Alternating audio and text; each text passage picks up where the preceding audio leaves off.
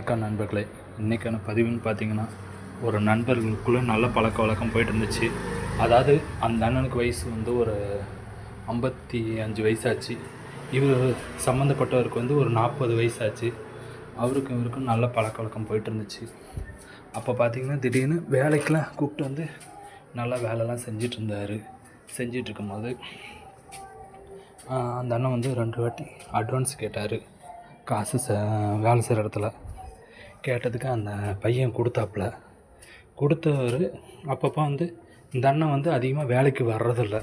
1 நாள் 2 நாள் வேலைக்கு போகிறாரு. சரின்ட்டு மொதல் டைமு 300 கொடுத்தாரு. அட்வான்ஸு கழிக்கல. 2வது அவருக்கு ஒரு எமர்ஜென்சின்னு சொல்லி கேட்டார். அப்போ கொடுத்தாங்க. அதை 3வது வாரம் கழிச்சாச்சு. அதுக்கப்புறம் ஒரு 1000 பணம் வேணும்னு கேட்டார். அந்த பையனும் கொடுத்து உதவி பண்ணார். அதுக்கப்புறம் பார்த்திங்கன்னா ஒரு 5 நாள் வேலைக்கு வந்துட்டு அடுத்த நாள் வந்து லீவ் போட்டார்.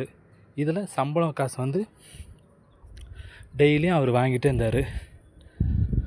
500 600 டெய்லியும் வாங்கிட்டு இருந்தார். அவரோட சம்பளம் வந்து பார்த்திங்கன்னா 1000 ரூபா. டெய்லியும் செலவு காசுன்னு வாங்கிட்டே இருந்தார். அப்போ வந்து கரெக்டாக அந்த பையன் கொடுத்துட்டே இருந்தாப்புல. திடீர்னு நேற்று நைட்டு வந்து சம்பள காசில் வந்து பிடிச்சிட்டு 1000 ரூபாய் பிடிச்சிட்டு பாக்கி 550 ரூபா கொடுத்தாரு. கொடுத்ததுக்கு அந்த சம்மந்தப்பட்ட அந்த அண்ணன் வந்து என்ன சொல்கிறாருன்னா, நீங்கள் வந்து என்ன எப்படி சம்பளத்தை பிடிச்சிட்டு கொடுக்குறீங்க, எனக்கு முழுசாக சம்பளம் வேணும் அப்படிங்கிறாரு. எழுதி வச்ச சீட்டை காட்டினாலும் இல்லை, அந்த 1000 ரூபாய் ஏன் பிடிச்சிங்க, எனக்கு கொடுங்கன்னு சொல்லி நேற்றுக்கு கண்டபடி திட்டினார். இத்தனைக்கும் போதையில். ஒன்றுன்னு சொல்கிறேன், குடிங்க, வேணான்னு சொல்ல. குடிக்கிற ஒவ்வொருத்தவங்களுக்கும் அளவுக்கு அதிகமாக குடிச்சிட்டு என்ன பேசுகிறோன்னு தெரியாமல் பேசுகிறதுனால தேவையில்லாத பிரச்சனை வருது. நேற்றுக்கு அந்த அண்ணன் என்ன பண்ணார், ரொம்ப பேசிகிட்டு இருந்தார். அப்புறம் வாங்கன்னு சொல்லி கூப்பிட்டு அந்தாண்ட போயிட்டு இருக்கும்போது திடீர்னு டிச்சில் தடுக்கி விழுந்துட்டார். விழுந்தவரை அந்த பையன் தான் கூப்பிட்டு அவரை குளிப்பாட்டி விட்டு அவர் வீட்டுக்கும் கொஞ்சம் முன்னாடியே இறக்கி விட்டாச்சு. ஏன்னா வீட்டுக்கிட்ட போனால் சண்டை வரும், எங்கேயாவது இவர் தான் தள்ளி விட்டார் அப்படிங்கிற மாதிரி வரும்ன்ட்டு அவர் என்ன பண்ணாப்புல கொண்டு போய் வீட்டுக்கிட்டே இறக்கி விட்டார். இன்ன வரைக்கும் அந்த அண்ணனுக்கு என்னாச்சு ஏதாச்சுன்னு தெரில.